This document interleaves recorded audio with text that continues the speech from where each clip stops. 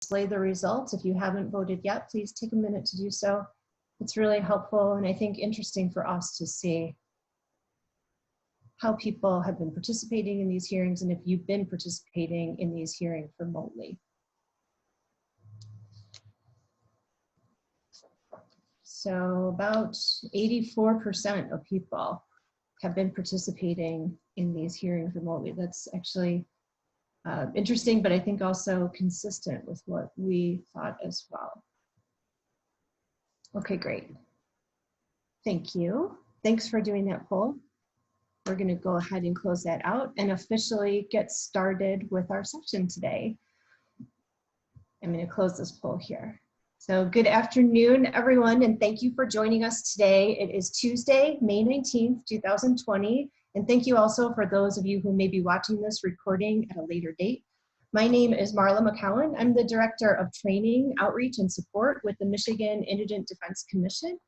I recognize a lot of the names as I was scrolling through here today from my work with the MIDC and also through my prior career with the State Appellate Defender Office. I am thrilled to be co-presenting this session today with two amazing attorneys from SATO, Assistant Defender Katherine Marcuz and Deputy Director Michael Mittlestat. I'm going to turn over the presentation to Katherine and Michael in just a few minutes, and they're going to spend some time talking about a lot of the legal issues that arise during these court proceedings and making the record for appeal when those circumstances may arise. But first, I'm going to go through a little bit of background and context for the circumstances that make this training necessary today. Early March marked unprecedented times in this country due to the COVID-19 pandemic. And as everyone knows, Governor Whitmer issued executive orders requiring Michiganders to stay safe and stay home. And our courts shifted to primarily remote proceedings to ensure that essential functions continue. Updated orders are distributed regularly, but as of this date, generally speaking, the orders to stay home remain in effect through the end of this month. Attending legal proceedings is an exception to that general rule, and courts are conducting many proceedings both at courthouses and online. But jury trials in the state of Michigan are suspended until at least June 22nd of 2020. Earlier this month, the Michigan Supreme Court issued an administrative order that addresses how courts will eventually return to full capacity. The order speaks to continued use and expansion of remote hearings as practicable and limited in-person court activity to essential functions that cannot be conducted remotely. The Michigan Supreme Court has a 27-page guide with a phased-in approach for creating the return to full capacity. It's my understanding right now that all courts in the state of Michigan are at phase 0, and they're all working to make plans to submit to the State Court Administrative Office a plan for approval for them to move to phase 1 of a 4-phase reopening process. The court's administrative orders do allow for many proceedings to be conducted remotely. And as this evolves, it's worth taking a look at this remote court participation chart that's available on the Supreme Court's website. All of the relevant criminal proceedings are highlighted in blue, and it also includes witness participation as well. In fact, everything involving the judiciary's response to the COVID-19 pandemic is available online, and it's updated regularly. This link is included in the materials here and should be bookmarked by you and visited often. It's this link that appears here at the bottom of the screen. You should visit this often as you're getting ready for your hearings over the next several weeks and months. It's my experience that they are updating this all the time. Please make a point of bookmarking this on your browser. In the vast majority of trial courts around the state, attorneys have the means to participate remotely in all of the hearings that are taking place statewide. And in late March, the Michigan Indigent Defense Commission met and made clear that the MIDC standards remain in place during this pandemic.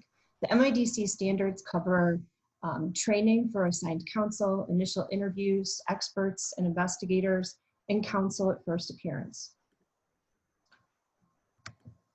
For those of you watching who accept adult criminal case assignments, you are still required to visit your in-custody clients within 3 days from appointment. In many systems, this is being accomplished by Zoom or through Polycom, but sometimes it's being accomplished by phone as well. Every trial court in Michigan has a plan for counsel to be present at all arraignments and all critical stages of the proceedings.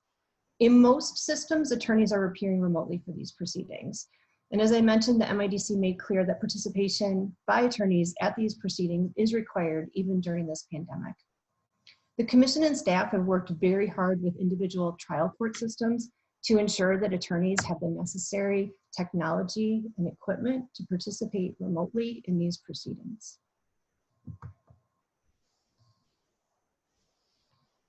Remote participation adds several additional responsibilities on defense counsel. First, you have to have a thorough working knowledge of the technology, and specifically this is Zoom. At the end of this session, we're going to go over some basics, but this is really on you to practice. If you haven't noticed, hundreds of hours of court hearings are being live streamed each week from around the state, and people like me are watching at home. You need to know how to mute and unmute yourself, keep your camera on, and treat these like what they are, which are actual court proceedings. You also have to help your clients communicate or communicate with the court about why your client can participate and if an adjournment is necessary. Sometimes clients aren't going to have the ability to participate or didn't even receive notice to participate. You're going to want to check the court's website. They have answers to frequently asked questions that specifically state during this emergency that judges should not default or issue bench warrants for people who fail to appear for their scheduled proceedings, unless that individual presents a specific and verified threat of criminal activity. The frequently asked questions are written for judges and court staff, but you need to read those too. They're going to help you navigate many of these proceedings. For clients who are able to participate, the decision to hold a substantive hearing online is really going to be made on a case-by-case basis. If your client wants to be present for a substantive hearing, many courts are adjourning those matters. Alternatively, your client might want to go forward, even if it means proceeding remotely. Like all client-centered activity, it is important that you explain all of the information, including the risks and benefits of proceeding to your client, and let your client make the ultimate choice about whether to proceed or to adjourn.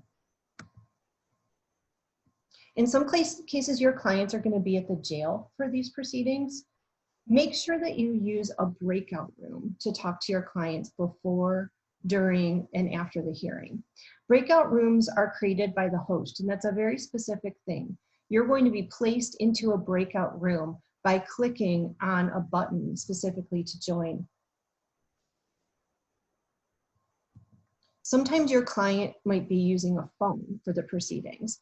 So you're going to want to spend a few minutes making sure that they're able to hear everything, and whether they're using headphones or the speaker or microphone feature on their phone as well. It's worth taking a couple of minutes just to practice this, just to make sure that everybody can hear and see adequately, and that your client can be heard and understood as well.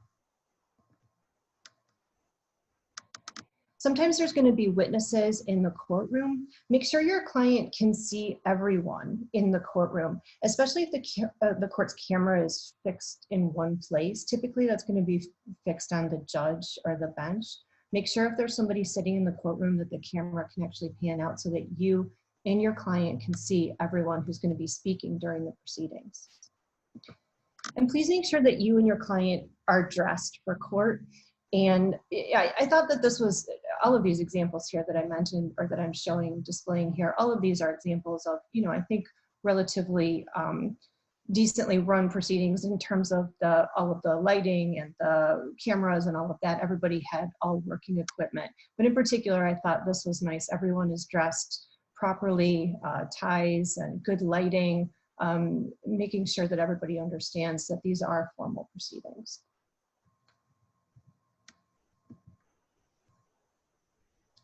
I mentioned earlier that jury trials in the state of Michigan are not going to be happening in Michigan before June 22nd.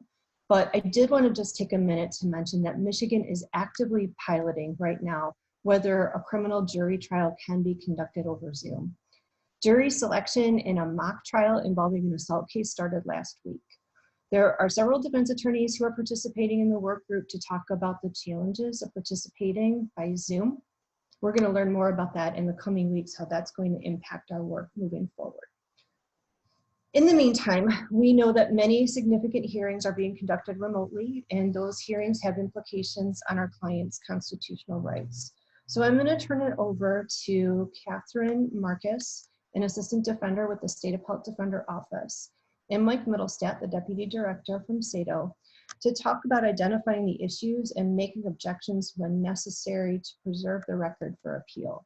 If you could give me just 1 minute here, I am going to try to turn this over to Michael and Katherine.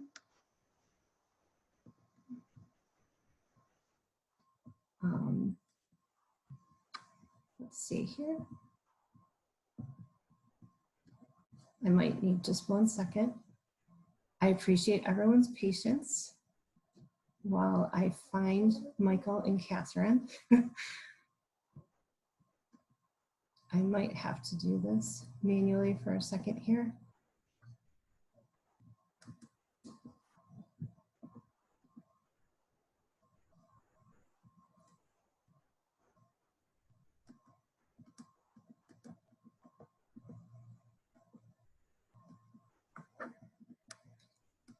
Katherine, if I can, I'm going to try to do this here where I give you permission to control the screen. I wonder if I have to make you, do you have the ability to move the slides forward? Not yet, Marla. It just shows that I'm viewing, but not that I have control. Permission? Can you request permission if you don't mind? That might make it easier. Yes, I'll do that. Also, Michael is having some technical difficulties. He'll be up and running in a minute. Thank you. Thanks everyone for bearing with us.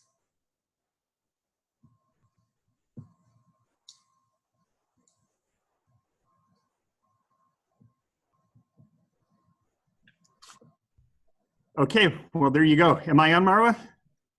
I can hear you, but I have not been able to turn over. Lauren, could you give Katherine permission then to share the screen? Because I think technically Lauren might be the one that has to do that, if you don't mind, Lauren. Thank you. So much for practicing this yesterday. It went so smoothly then. Thanks everyone for your patience. We're right on track with timing though.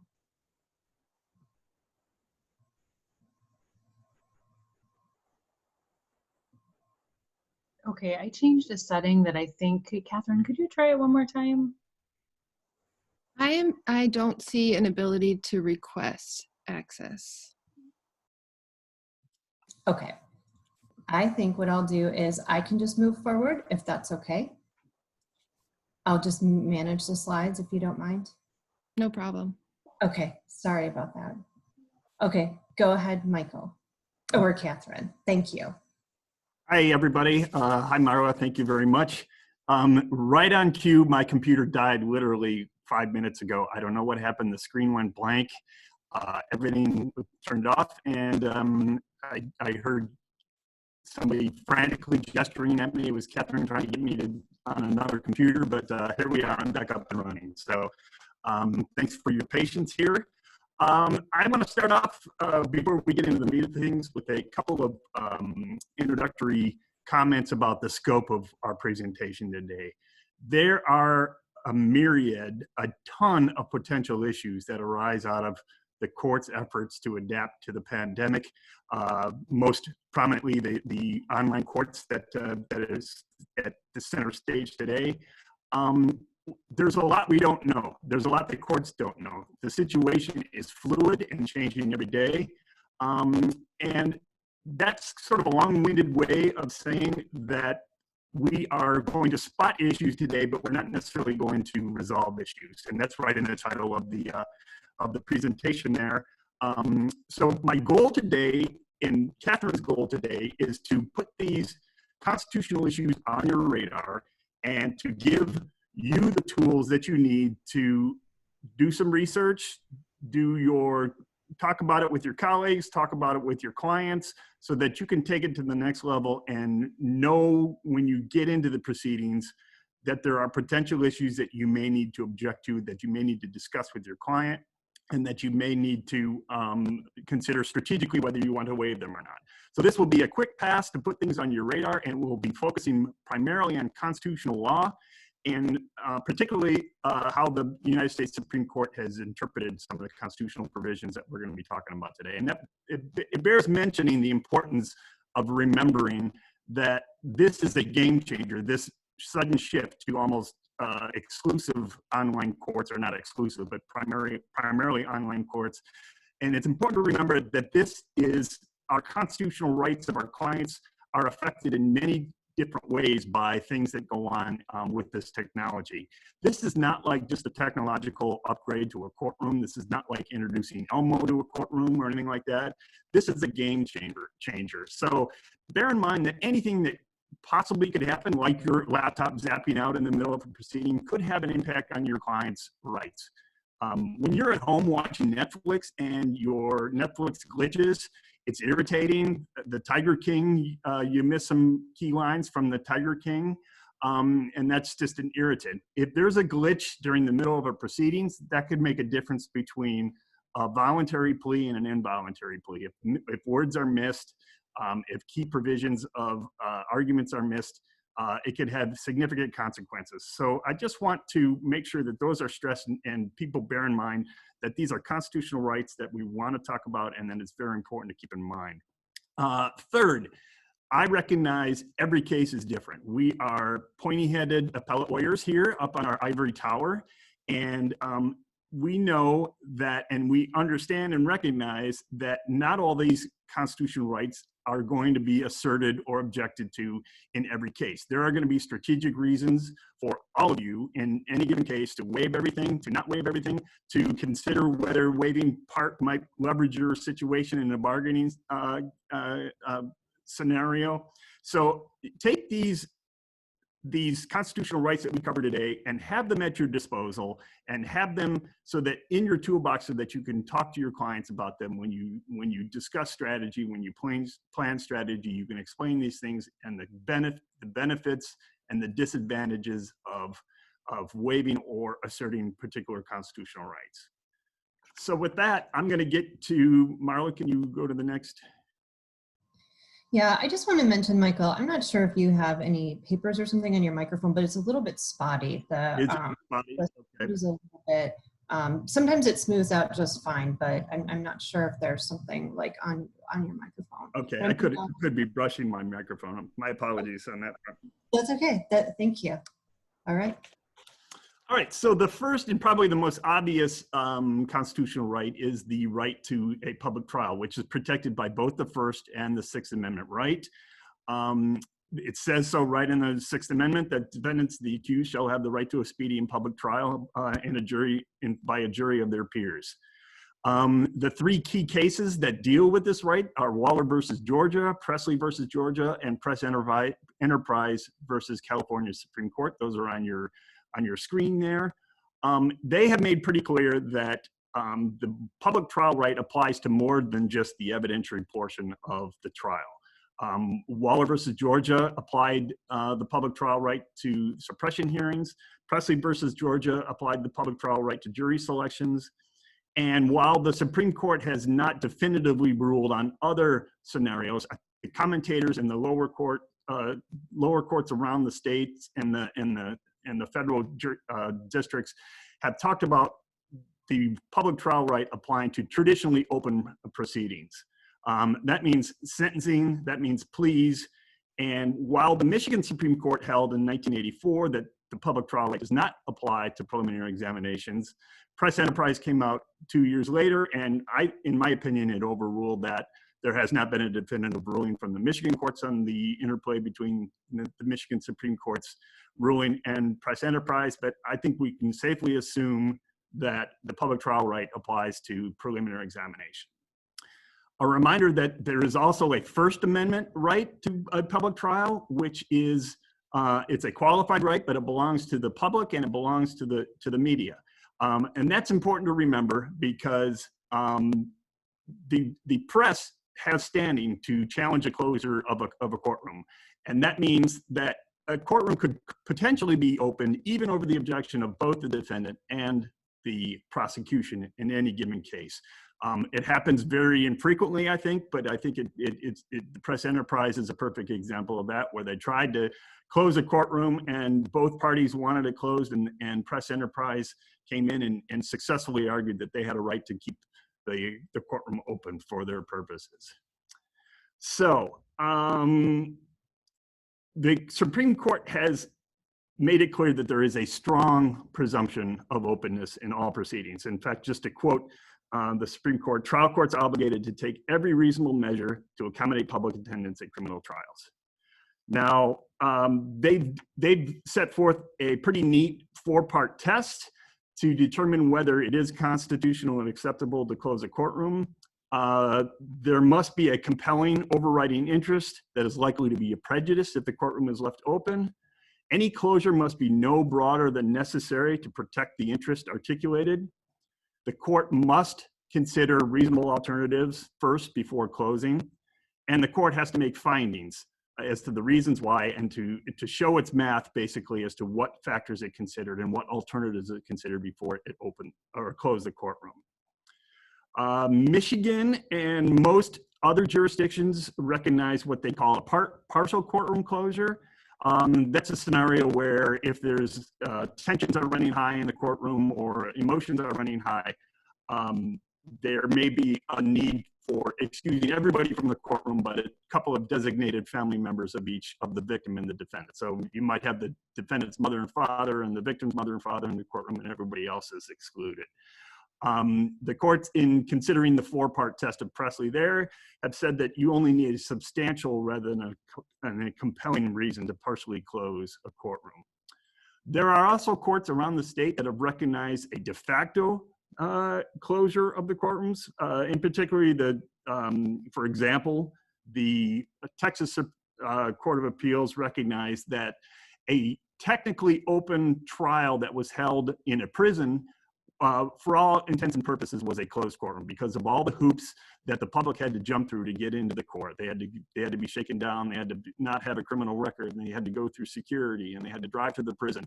And they said this is basically a closed courtroom without any really justification for it. So Marla, can you go to the next page there? So what does this mean? Are online proceedings open or to the public, or are they closed? I'm assuming that all court proceedings that are streaming for the public to access. The question then becomes, is that open as defined under the 6th and 1st Amendment?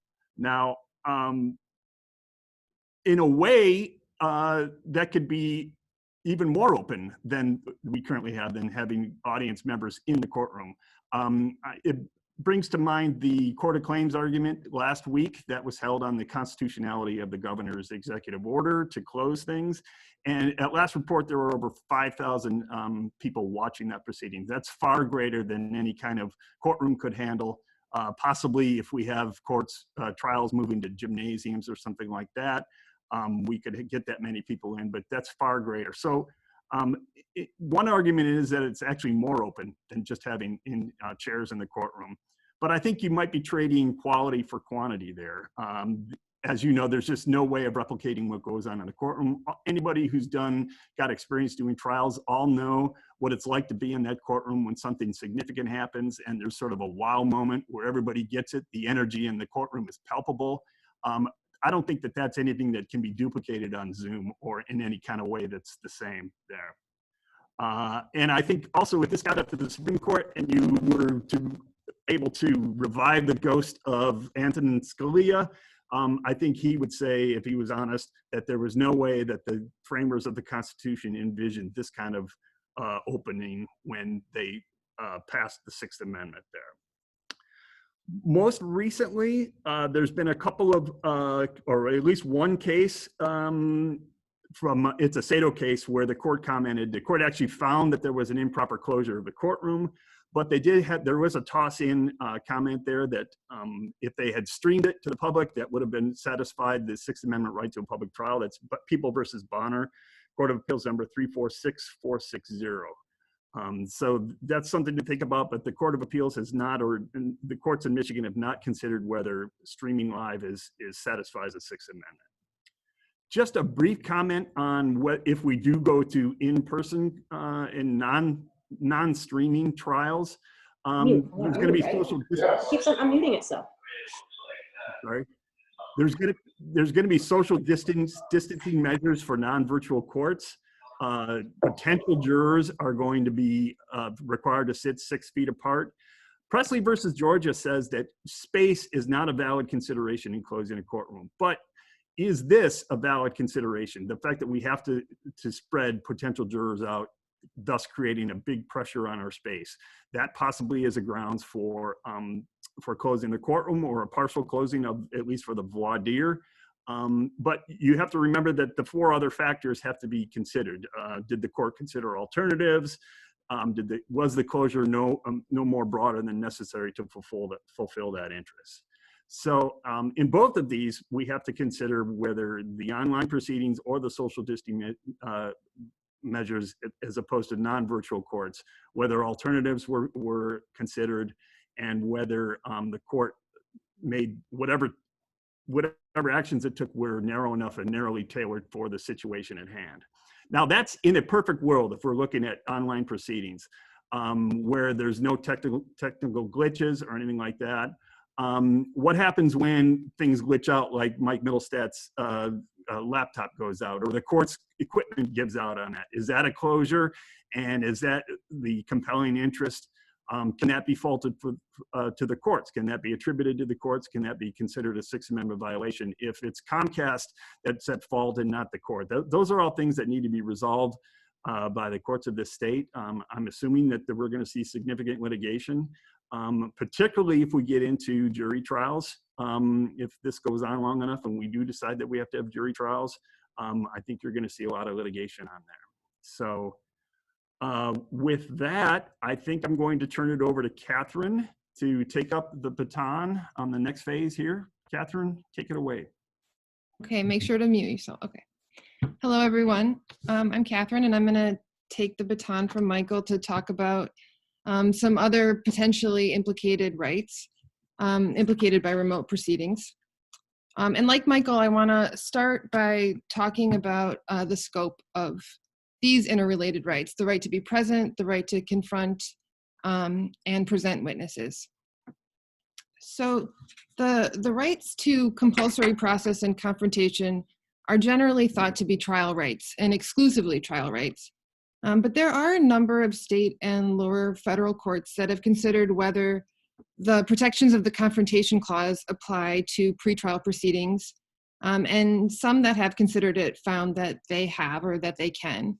One such court is the Michigan Court of Appeals. There's a published Michigan Court of Appeals case from 1991 called People v. Salmons that held that the Confrontation Clause rights apply to a pretrial entrapment hearing.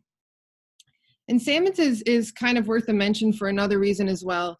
In Salmons, the court found, the Michigan Court of Appeals found that the defendant's Confrontation Clause rights were violated because the critical witness at this entrapment hearing was wearing a full face mask.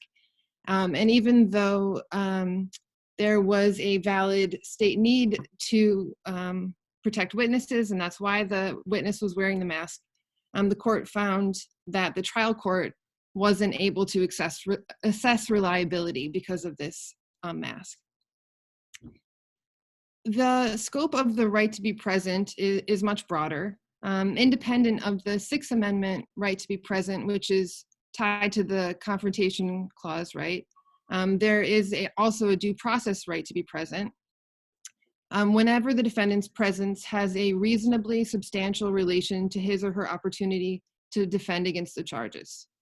The Supreme Court has said that this includes situations where the defendant is not actually confronting witnesses or evidence against him.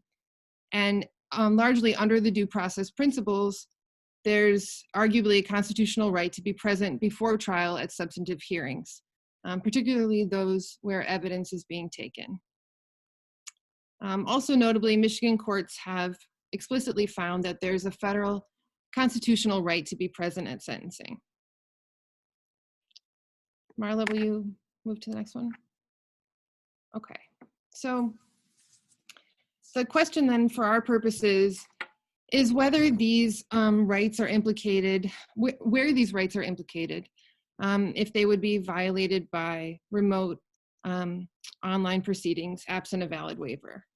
So looking at the right to be present, it looks like the answer is that it would be violated absent a valid waiver, or at least there's some strong footing for saying that the answer is yes, that it would be violated, or no, it wouldn't be satisfied. There's some good recent published Michigan case law. This case, People v. Heller, that's up on the PowerPoint. And if you haven't read it, you should read it. It's a short opinion where the court found that where a defendant was sentenced by video and was never advised that he had the option of appearing personally, there was no waiver, the court remanded for resentencing.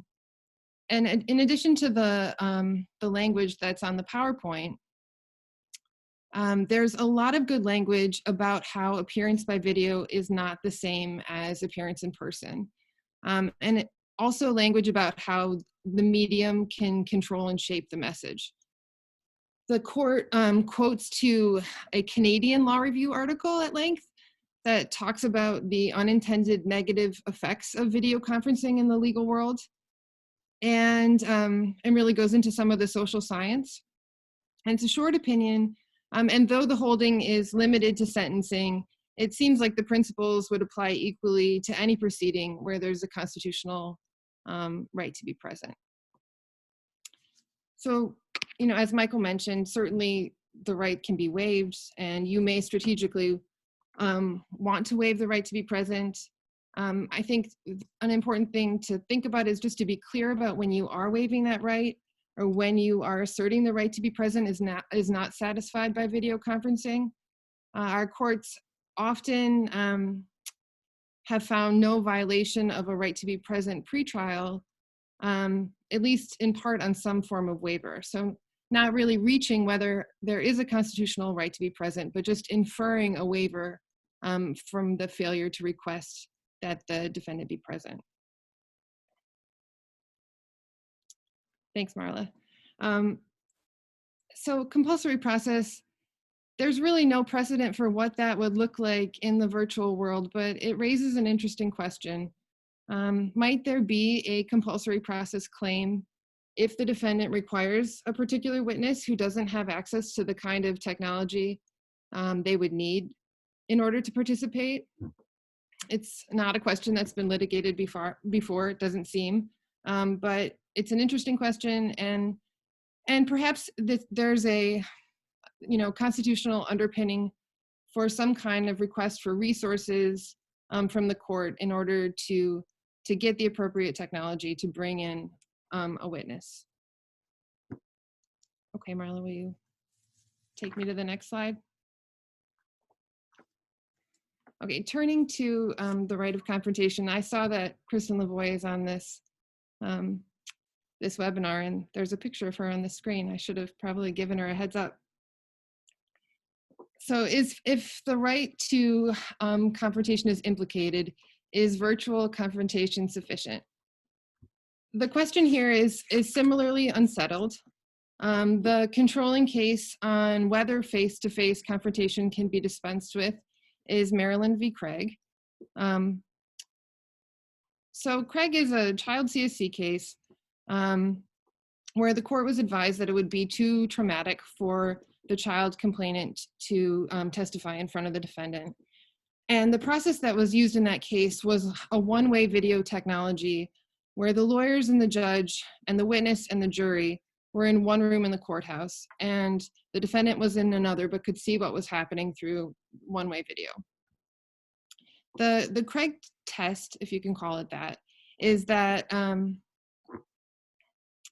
that face-to-face confrontation can be dispensed with only where it's necessary to further an important public policy and only where the reliability of the testimony is otherwise assured.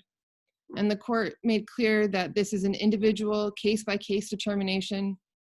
And so in other words, we couldn't have sort of a blanket, there's a pandemic, we're getting rid of all virtual confrontation is satisfied across the board by virtual confrontation. So even assuming a pandemic is an important public policy reason, there's still the reliability piece. And I'm sure everyone can think of lots of ways in which reliability might be compromised by video testimony. These sort of ways that video confrontation might not be reliable fall into three baskets generally. One is the impact on the witness. Is it more likely that the witness will give false testimony when they don't have to face-to-face confront the defendant? The differential in the ability to cross-examine, and then the differential in the jury's ability to assess the testimony, or the court if this was a pretrial hearing. There are also questions about whether Craig is still good law.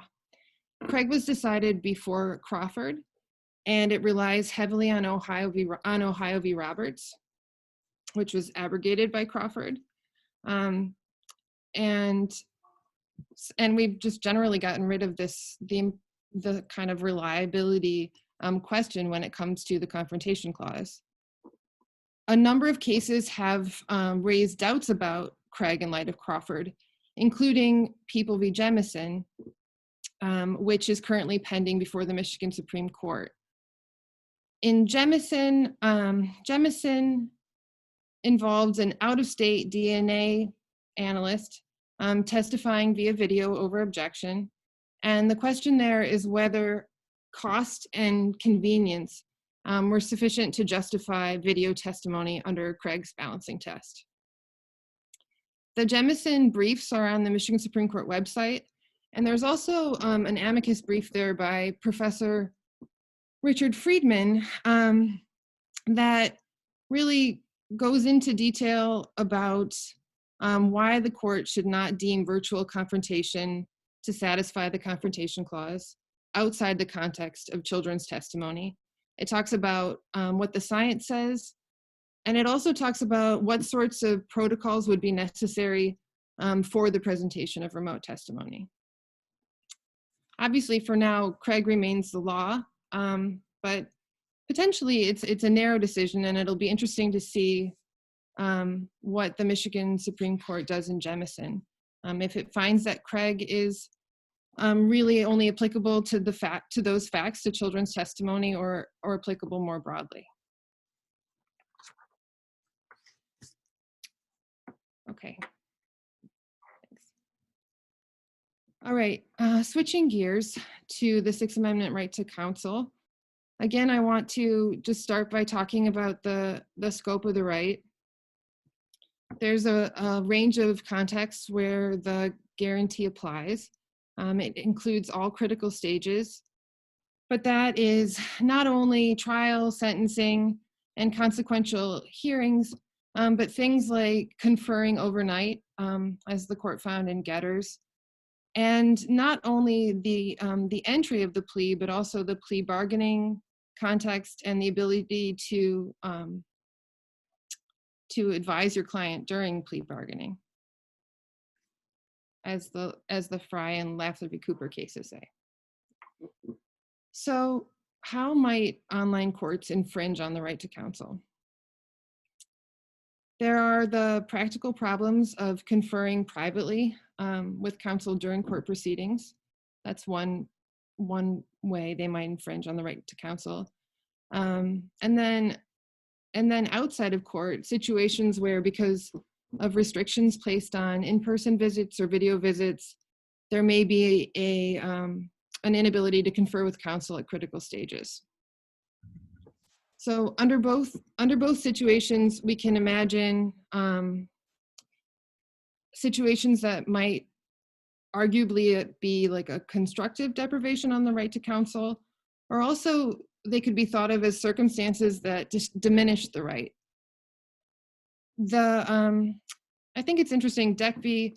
Missouri is on the screen, and that's the case where the United States Supreme Court found that that shackling without good reason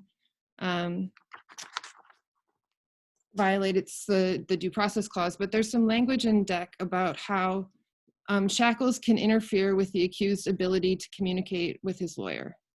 And I think we can imagine a lot of scenarios or situations in which video conferencing or a video-only relationship may interfere with the ability to communicate with your lawyer.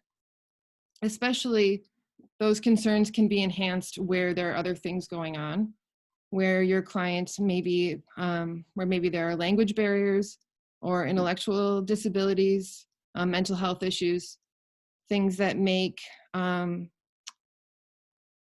a attorney-client relationship more complicated and more complicated in a video-only relationship.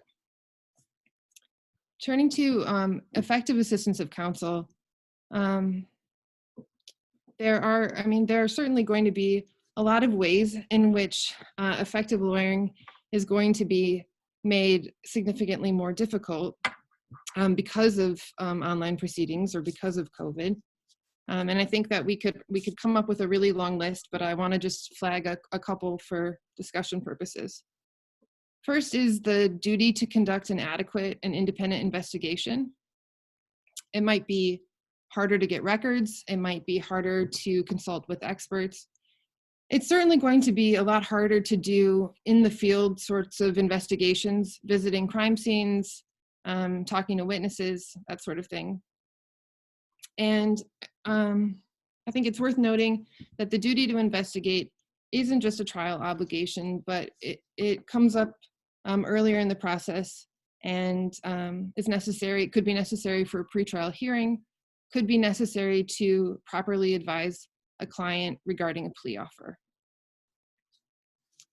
So going forward without being able to do an adequate investigation may give rise to ineffective assistance of counsel claims down the road.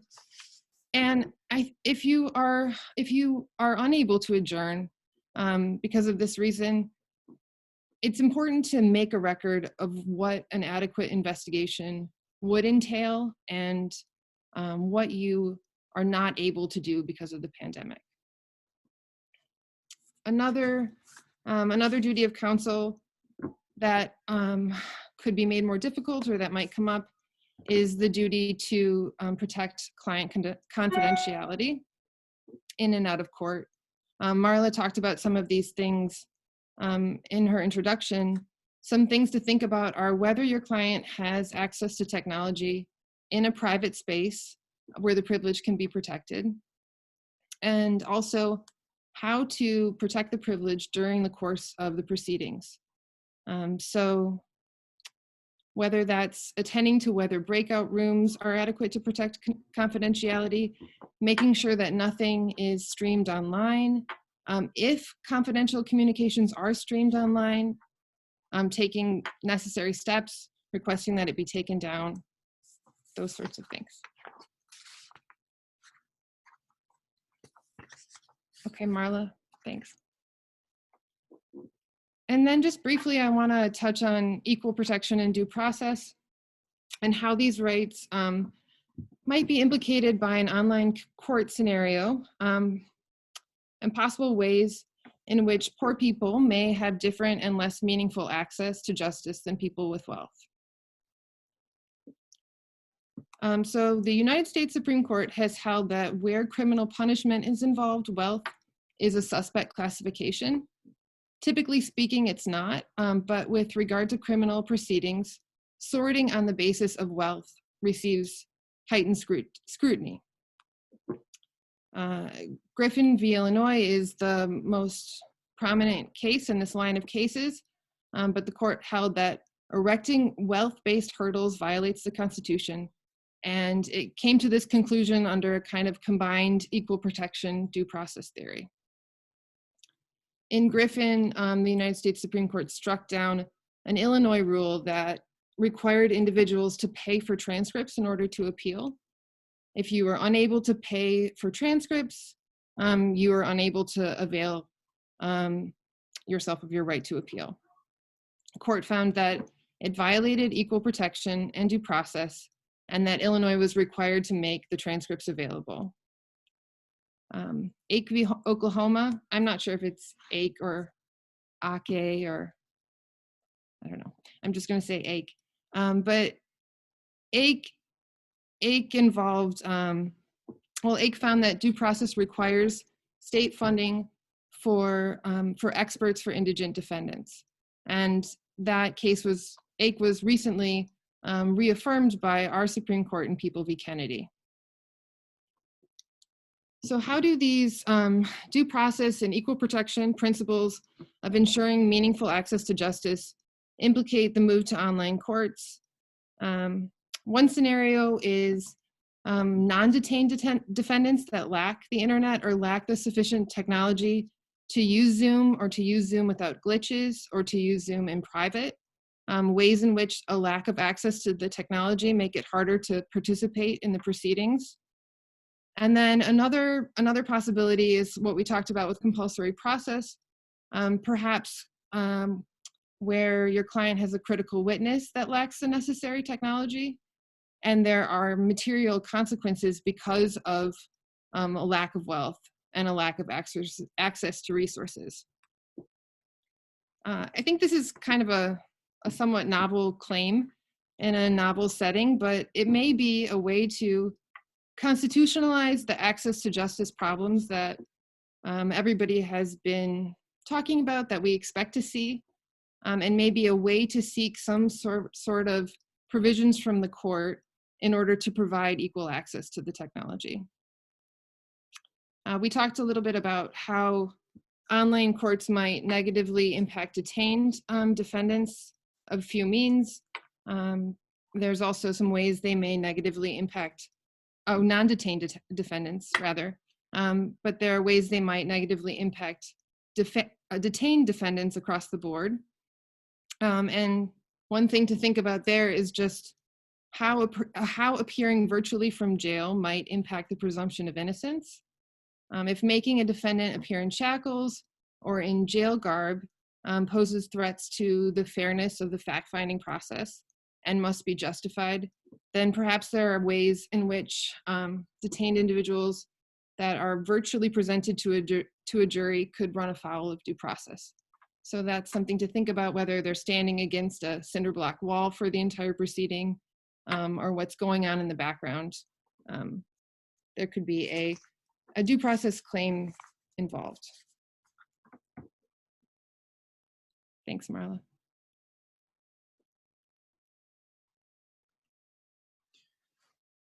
Hi there, I'm back. I see on the chat that people were having trouble hearing me. I'm sorry about that. I don't know if it was something with our connection or if it was something I was doing, but my apologies.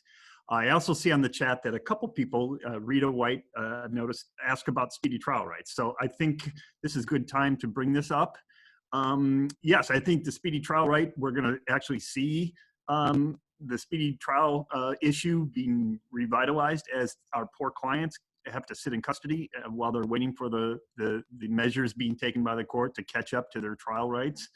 And so I think, yes, I think the situation is primed for us litigating speedy trial issues again in the trial court and preserving them for SATO to litigate on appeal. Everybody knows from law school that Barker versus Wingo is the case, and it sets forth a 4-part test to consider in considering whether there is a speedy trial violation. The court considers the length of the delay, the reasons for the delay, and it considers whether the defendant asserted his or her speedy trial rights and whether there was prejudice. And there's a delineation at 18 months. The presumption flips to actually the burden of disproving prejudice flips to the prosecution before an 18-month delay. The defendant had to prove that there was prejudice. Normally, and this is a little bit of a mistake in this slide, but normally there must be some sort of trial prejudice for you to show prejudice, such as a witness dies or evidence gets lost or a tape gets erased or something like that. However, the courts do consider other factors, including oppressive pretrial incarceration. So in other words, if the client has been in for a long time, that is considered prejudice, and the anxiety and concerns of the accused. So if a trial, even if the client is out, is hanging over the client with charges over his head for a long time, those will be factored in. But the primary factor is whether there was trial prejudice in terms of evidence or your ability to defend against the charges.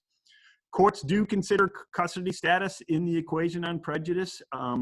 They will often say, throw that in as another reason why the defendant failed to establish prejudice. So something to put on your radar. I do want to say, though, with the pandemic, there are many sort of constitutional catch-22s, right? The courts have to apportion the reasons for the delay. So this delay was due to the prosecution. This delay was due to the defendant. If the defendant is asserting his rights that we talked about, that Katherine and I both talked about, the right to a public trial, the right to confrontation, does not want to have a virtual trial, does that count against him? And why should it count against him if there are constitutional rights that he's entitled to and that he shouldn't have to forfeit at the expense of his right to a speedy trial? So those are all things to think about. The reasons for the delay, the courts will give what they call a neutral tint to delays that are inherent in the system. In other words, docket congestion and stuff like that will count against the prosecution. But it's not given very much weight. They give it minimal weight. But what about the courts where they're sort of recalcitrant in moving cases forward? What about the courts that don't want to have the suppression hearing via video? Is that something that should be given minimal weight, or is it something that should weigh more heavily in favor of the defendant when they consider the reasons for the delay? That's about all I have to say about the speedy trial right. We are getting a little short on time, so I will move on to the next issue and spend even less time on it.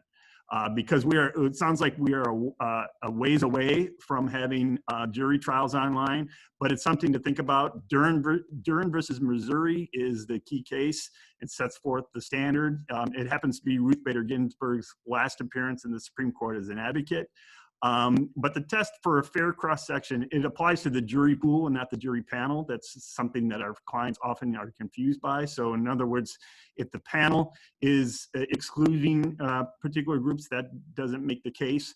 It's got to be the jury veneer. So the question is, there's got to be a distinctive group that has been systemically excluded from the jury veneer. Now, if, as Katherine alluded to, we do have demographics of people who do not have access to technology to participate in jury pools, particularly poor people, particularly older people. Number one, does that constitute a distinctive group? And number two, is that systemic exclusion of that group from the jury veneer? So those are things to think about. I won't spend a lot more time on this because, again, we're far away from jury trials and time is running a little short. So we'll move on to the next section. So this gets into the more process issues here. And I want to talk a little bit about the importance of preserving and constitutionalizing rights issues for appellate review. There are many advantages to, it's just an entirely different world for a client who's convicted and has to appeal if there are good preserved issues as opposed to issues that we either have to raise as plain error or we have to raise as ineffective assistance. Those are laid out on the slide here. There are clear issues that are framed for appeal. In other words, if you lay it out for the court, lay out the arguments, those are there for the appellate court to see. Those are there for the SATO attorney to see, as opposed to having to search and dig through and find the issue.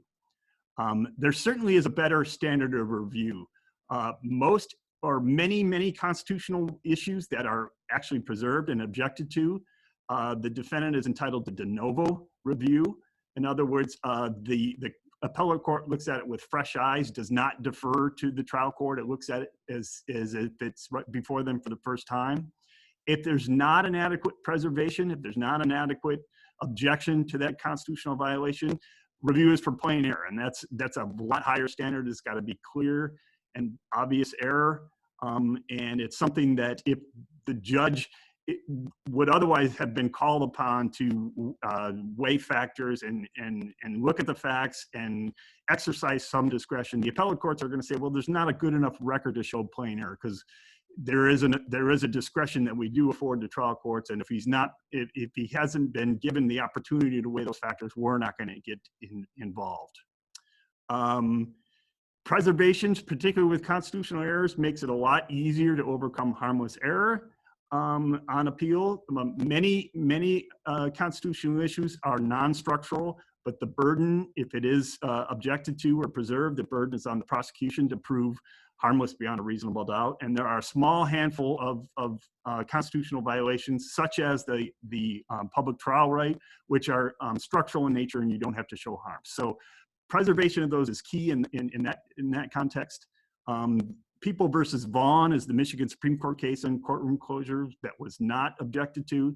And they said you have to go through plain error, establish plain error, which is a lot more difficult standard. You have to show not only that the error was outcome determinative, but you also have to show that the conviction would result either in the conviction of an actually innocent defendant or that it seriously compromises the reputation, fairness, or integrity of the proceedings. I have never seen an appellate court actually say, well, this guy's not innocent, but the reputation of these proceedings has been undermined, so we're going to reverse. So I think if the key is whether it was outcome determinative. The Vaughn case, which I referenced, they got into the voir dire. There was a closure during voir dire, and they got into whether and how the defendant could have ever been prejudiced by what went on in the voir dire. And I think that would be a very difficult standard to meet, particularly with a closed courtroom. And preserving federal issues has ramifications for collateral review. You are going to be deemed to have procedurally defaulted an issue if you try to go into federal court and it wasn't adequately preserved. And that sets the bar even higher to get relief under AEDPA, as if AEDPA is not hard enough already. Procedural default makes it nearly impossible. So Marla, could we proceed on there? A little bit about waiver versus forfeiture, because this is important. Waiver is the intentional relinquishment of a known right. If you waive an issue, you do not have the right to raise it on appeal. There is no error, basically. A waiver occurs if you invite the error. In other words, if there's a jury instruction that's defective and you propose the instruction, you are deemed to have waived that error. If you express satisfaction to whatever procedure is going on, this is a trap that oftentimes trial attorneys are caught in. There is Michigan Supreme Court case law on defective instructions that if upon the reading of the instructions, the court asks the parties if they have any objection and they say no, that is deemed a waiver of the right to raise that on appeal. So you have to be careful when you get into the heat of the battle as to what you say, and make sure that you choose your words carefully, as if trying a case is not hard enough. You have to actually be cognizant of unknowingly waiving rights that you didn't intend to waive. And a waiver also occurs if there's an unconditional plea. That's something that a lot of our clients don't understand. They want to raise suppression issues after they've pled, and we have to explain to them that that issue was waived. Forfeiture is different. Forfeiture is simply sitting on your hands and not do anything. The failure to timely and properly assert a right.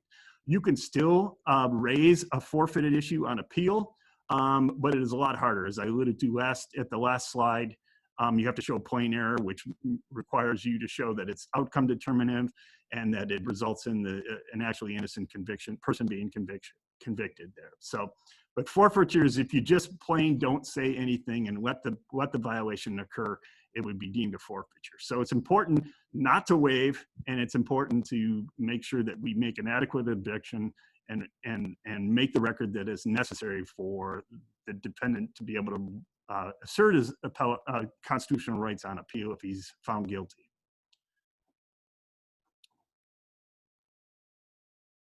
So making the record. So these are things that have come to mind in my experience as an appellate attorney.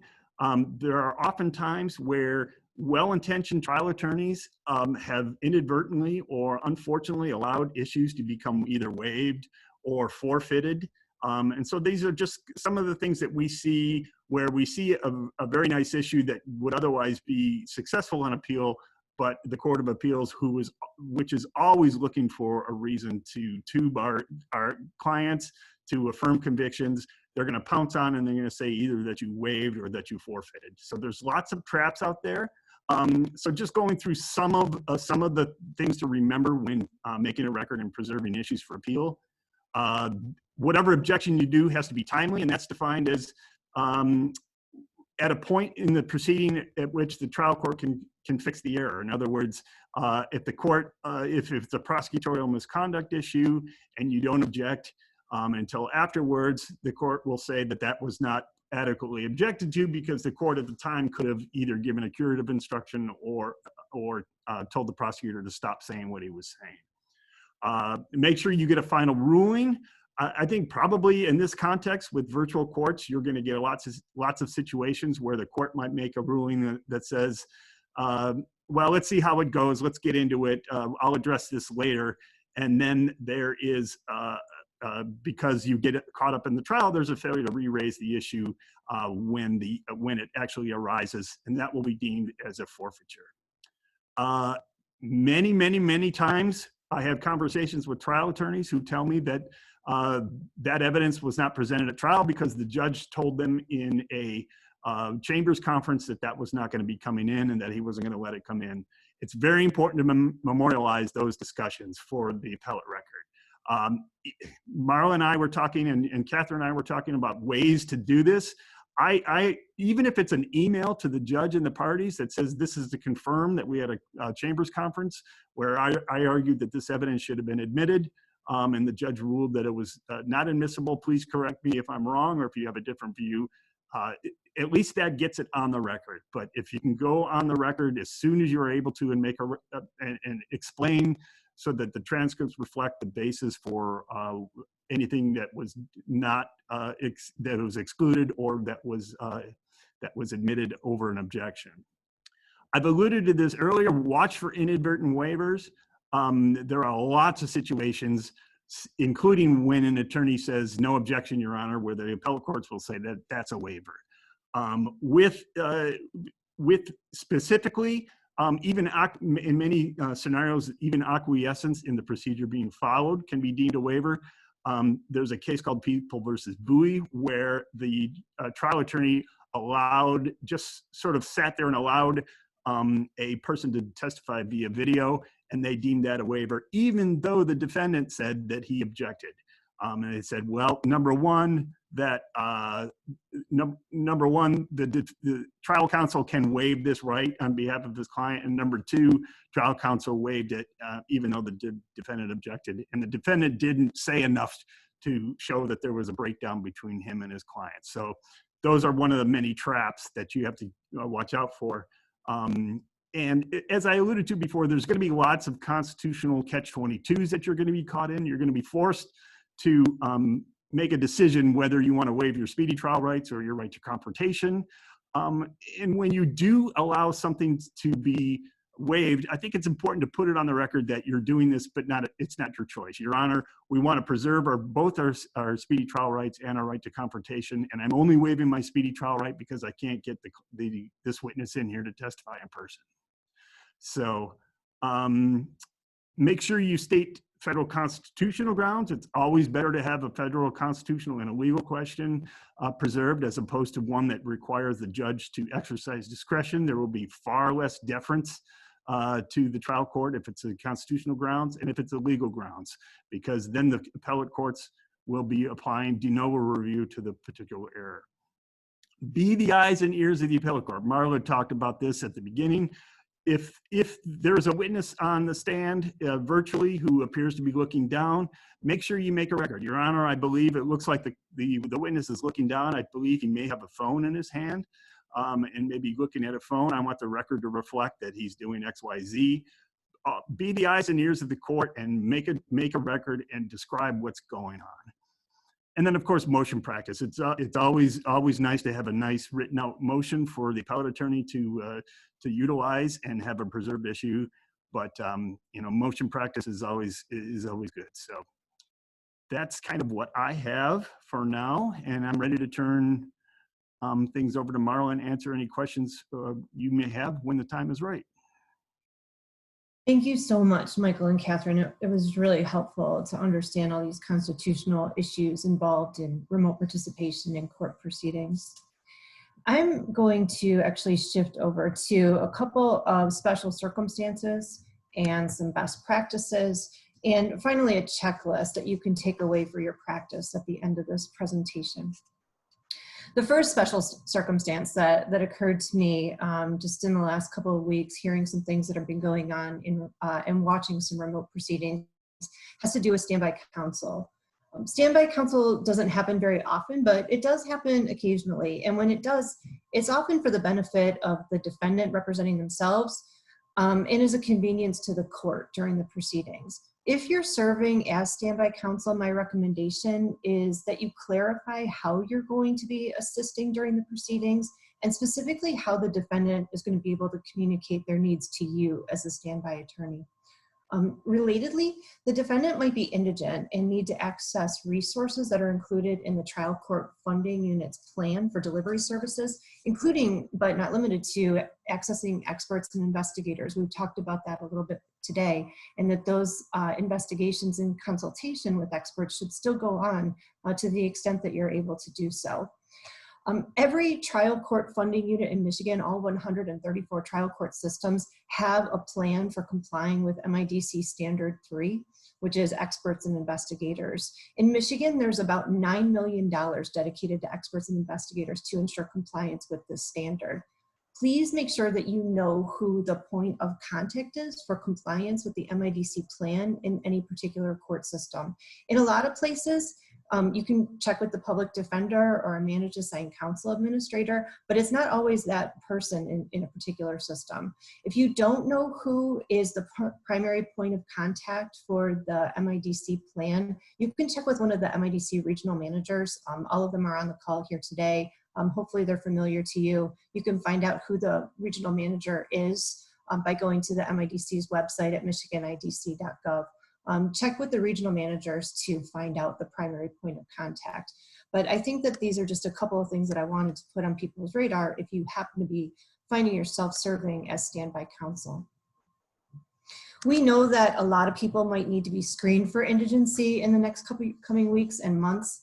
And so really all criminal defense attorneys in Michigan, even if you were originally retained to work on the case, you should know about the resources that are available in the local trial court funding unit. Any adult criminal defendant can be screened for indigency. This is something you can ask the trial judge to do, and it can also be done ex parte. If the defendant is found to be indigent and needs resources from an expert or investigator, again, just check with the local system about using those funds. I want to mention here, even though the judge is the one who typically is going to be screening for indigency, the judge is not, in many places, the person who actually controls the funds for that system. So that's why it's really important that you are checking with the primary point of contact for the compliance plan. And again, I can't emphasize this enough. If you don't know who that is, check with your regional manager. I know a lot of attorneys believe that they should just be handling this all through the court system and exclusively through the courts and the judges, but in most places that's not the case. Please check with the primary point of contact for the trial court funding unit. You might also hear that a system is going to pay MIDC rates for expert witnesses. So this refers to a contractual provision in their grant from the MIDC. So you can check what those rates are. They correspond to the type of expert, typically the degree that the witness holds. And this is also available on the MIDC's website under the Standards tab under Standard 3. And again, feel free to reach out to the regional manager for more information. I don't know if there are any questions about this, but I often see where people are asking what the MIDC rates are and where to find those. So it's captioned here a little bit, but also check the MIDC's website. So I'm going to shift now to some best practices for the technology that we started to talk about at the beginning of the session. Most courts are using Zoom for people to participate. So I've got a few tips here that I wanted to go through for attorneys who might find themselves relatively new still to Zoom technology. So first, I just want to say, hopefully you can see my screen okay. I've got a couple of different snapshots here that I just grabbed from participating in some Zoom meetings. The first tip that I have that I think is really convenient for everybody who's participating is to make sure that your full name is displayed under your picture, whether it's a live picture, you know, the video is streaming, or if you just have some sort of placeholder picture if you turn your video off. The way that you do this is you're going to want to hover over your picture right now. And if you haven't done this, if you want, you can go ahead and practice this right now. Hover over your picture and you're going to see next to that quick mute button, there are 3 small dots. If you click on those 3 dots, it gives you a few options. And one of the options is to rename yourself. My recommendation is that you rename yourself as an attorney. So for example, here I put attorney Marla McCowan, or you might want to even put defense attorney. That's also really helpful, I think. I think it's most helpful for people who are just, you know, watching the proceedings, but then also I think it's going to be really helpful for people sometimes within the court if they need to navigate and move people from various rooms, like the breakout rooms that we talked about already. The second tip that I have is please pay attention to your microphone and your video here. You can probably all see yourselves as you're looking at the screen here. Lighting is really important, and also placement of the camera. It's really helpful. If you can't see your face, chances are no one else can either. Adjust the camera, you know, play around with your laptop and the position of your screen to make sure that it's oriented so it's covering your whole face. Not just like the top of your head or your lap. You know, you should be looking directly at the camera, not looking down significantly to the camera, like if you have the camera like laying down on your desk or sitting in your lap. Because if you're looking down at the camera, what that means is that people are looking up your nose. And it's also really hard to, you know, to see and hear and to be paying attention to the proceedings. You really want to make sure that you're minimizing as many distractions as you can. Make sure that your microphone and your speakers are turned up so that you can hear. Make sure that you're not muted during the proceedings, especially if you're going to be leaving and coming back from breakout rooms. Sometimes people are automatically muted, sort of like how today's session was. You were automatically muted when you entered. Make sure that that's unmuted when you try to make your arguments. I'm sure it's probably going to be really annoying to make a great argument only to find out a few minutes later that no one heard you and you'd have to start over again. So just make sure that you know how to work those pieces there. And then finally, you know, you should make use of breakout rooms whenever possible. This is an opportunity for you to meet privately with your client, either before or during or after the proceedings. We talked about this a little bit already. What you're going to want to make sure though first is that you are actually moved to a breakout room. So you're probably going to get an option from the court to join the breakout room, or they might push you there automatically. One thing that I've noticed in watching a couple of proceedings is that people think just because everyone has left the main room, so maybe if the court puts themselves in a waiting room and puts everybody else in the waiting room, that it's then a private session, and it's not. I've seen plenty in the last week of attorney-client meetings being live streamed over YouTube because people, you know, just didn't realize that they weren't put into a breakout room. They were just meeting in the main room and everybody else moved off to the side. So what you need to do is make sure that you are actually in a breakout room, not the main meeting room. A tip that you can look at here, this bottom bar that I have here, shows you how you can leave that breakout room. That's your clue that you're in a breakout room. If it says that you're still in the meeting, then you probably are not in a breakout room and you probably shouldn't be having a confidential conversation with your client. Another tip that I have here is probably many of you noticed, I think been playing around with this already today during the session, is you have the ability to share your screen. This is a nice feature, I think. This is what's allowing me to share this PowerPoint session here with everybody today. My recommendation here is if you have some papers that you want to be able to show your client in this private session, that you already have those opened up in the background on your desktop, so that when you actually get to a breakout room, you can quickly go ahead and share your screen select the document that you want to share, rather than fumbling around and trying to open things and moving around back to your, your email or something like that. And again, when you're done with the breakout room, this is how you know you're in the breakout room. You have the option to leave the breakout room. And once you select leave the breakout room, you'll be moved back into the main session for the remainder of that hearing. So I just want to take a minute here. I've been lucky enough, a lot of us have been lucky enough lately to collaborate with a lot of people from around the country who, like all of us, are learning about remote participation in these proceedings. But I just want to take a minute to thank Kathleen Casey Gomez. She's the Senior Policy Analyst with the Texas Indigent Defense Commission. She was online here for a few minutes. I'm not sure if she's still online. I know she had another meeting to join here. But Katie is with the TIDC, and she has been just extraordinarily generous in sharing all of her work so that the defense community can still ensure meaningful participation for themselves and their clients during this pandemic.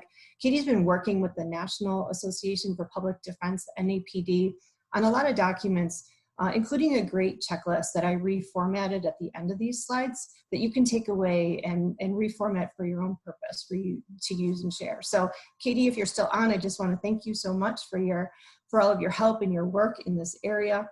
When it comes to checklists, I would say, there are just a couple of core components here that I want to make sure that people just take away primarily, and we can expand on this a little bit here.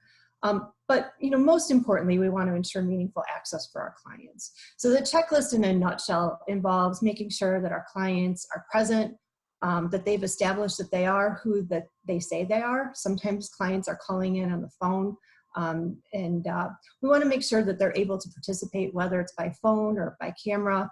And if they are in a different location from you, they know how to get your attention during the proceedings. So everybody should have these slides here today. You received these slides in 2 different formats with the link to participate by Zoom, probably around 7 o'clock this morning. What you can do is you can take these slides. I would recommend using this checklist here as a starting point. Go ahead and reformat. I'm sure that it looked like, I think close to 85% of people, when we did a poll at the beginning of the session, have participated in some remote proceedings. If you have something to add or you want to modify this, please take this list. Again, the primary source here is from the National Association for Public Defense. We know that there's a lot more that we need to learn here.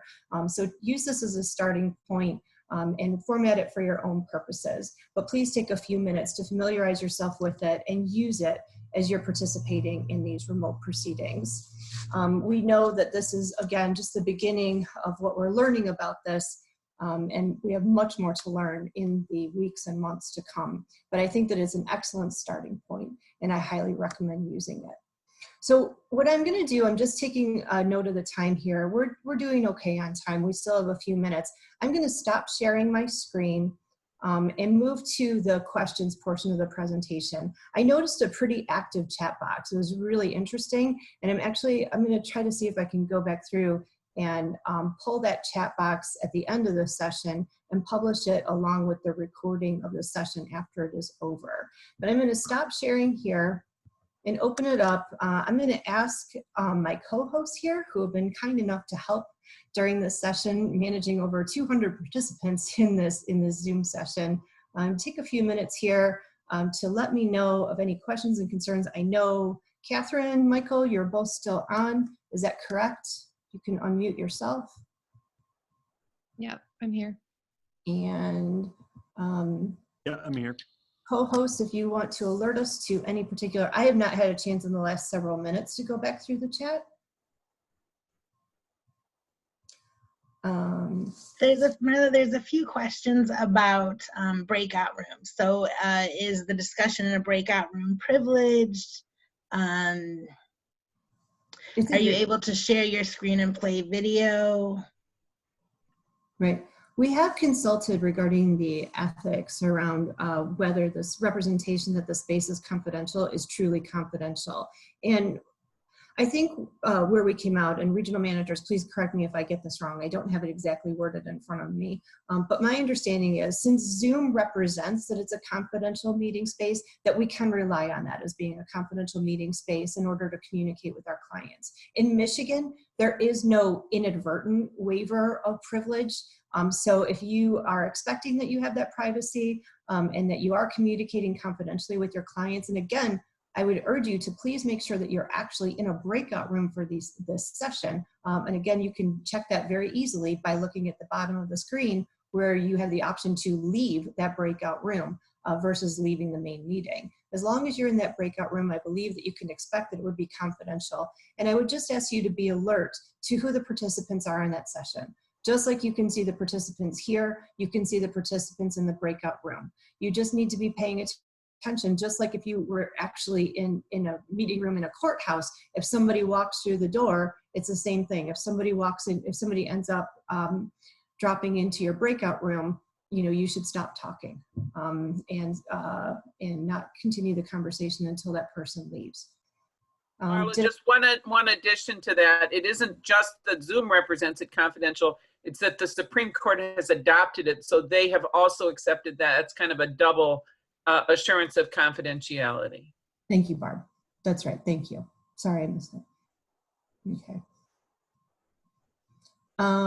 Anything else around breakout rooms before we move to other topics, Nicole, or anybody?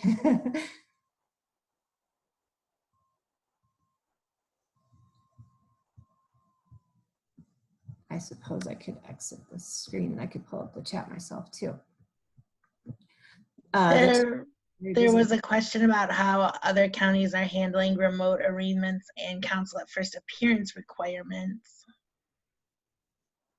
So I'm not sure if any regional managers want to speak to that, but as I mentioned, the Indigent Defense Commission made clear that MIDC Standard 4, which requires counsel at first appearance in all critical stages, is still in place. All systems have a plan for having counsel there, and the vast majority of them, from what I can tell, do have the capability of attorneys to be able to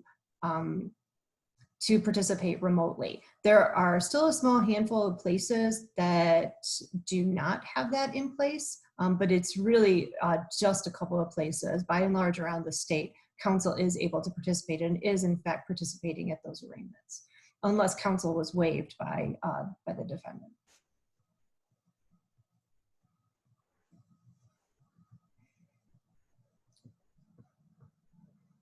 So I'm going to rely on any of the co-hosts here to pull out anything that we haven't addressed yet that seems relatively important that I should address right now. And if it's something that I can't address right now, then maybe we can get back to anyone if we don't have the answer, or even schedule future trainings. As soon as this. There was quite a bit of discussion in the chat about the pre-sentence reports and getting them emailed. I saw Mari put a message in there to reach out to her with her email if attorneys were having difficulty getting those emailed to them. Thank you, Mari, for doing that. I did see that Mari had addressed the PSIs.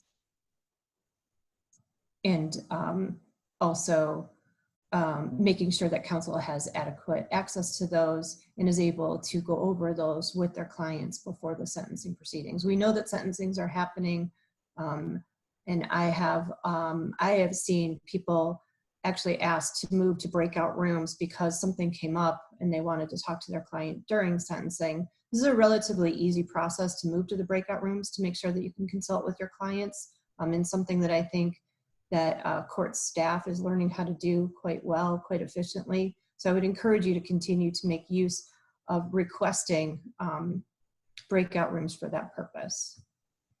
So I see a lot of people are answering questions on the chat. Thank you very much. Hopefully in the next few minutes, you will receive a thank you for joining today that's generated automatically by Eventbrite, our registration service. That's also going to include an evaluation for this session. It should only take a couple of minutes for you to complete.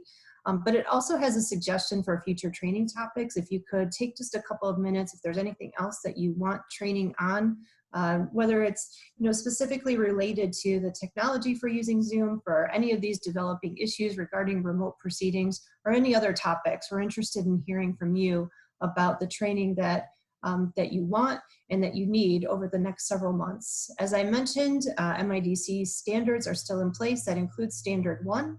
I believe most places around the state accept people's participation in webinars, whether they're live or recorded, to count for compliance towards Standard 1.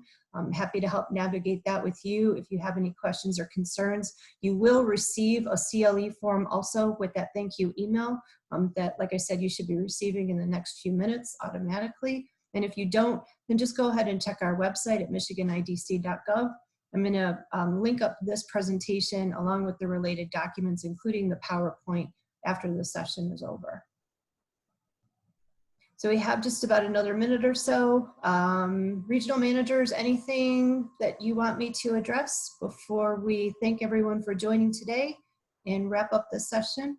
I want to thank Michael and Katherine very much for all of your work and for helping today. This is really interesting and I hope helpful to everybody. And I appreciate everybody taking the time to join us. Marla, just one thing to mention perhaps.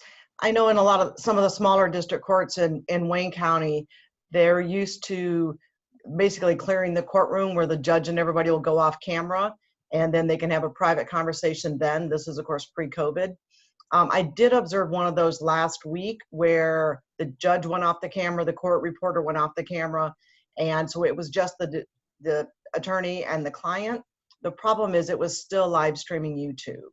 So just a caution, if the court offers that as an option, ask respectfully that you please be put into a breakout room so that it is not on YouTube. Right. And I know somebody noted in the comment section that a lot of the specialty courts are not on YouTube, but we are and have seen throughout the state a lot of the mental health courts and the veterans court and the drug courts that are being live streamed YouTube. So if you know that, maybe make a mention to the court about that. One thing that was up on some of the listservs that we've been notified about was a possible breach in Oakland County on some of the private conversations. I've had a couple people come to me concerned because they're worried that their attorney-client conversations via Zoom are actually compromised as well. But just to let everybody know that those attorney-client conversations that have supposedly been turned over to the prosecutor's office in Oakland are not Zoom conversations or breakout rooms. They use a different process. There's actually, you go in and it's a telephone conversation. When the attorneys sign in, they have to indicate that they are attorneys and that it is therefore a private conversation. So I know people are looking into that, but I just wanted to reassure people that that is not a Zoom issue that as of this point. Thanks so much, Kelly. And yeah, I see that we are getting close to the end of the session here. I want to thank everybody again, especially Michael and Katherine. Thank you so much. And thank you also to regional managers who served as co-hosts today to help facilitate the session of over 200 people learning today about remote participation and the challenges posed with participating remotely in court proceedings. I got a lot of ideas today, so thank you very much. And I am continuing to learn a lot about this topic. I will make sure that I post the recording of this session as well as the PowerPoint. Everybody should have gotten the slides this morning, but if not, we'll make sure that those are available to everybody. And thank you again for joining, and I hope you have a good afternoon. Thanks, everyone. Thanks, Marla. Thank you.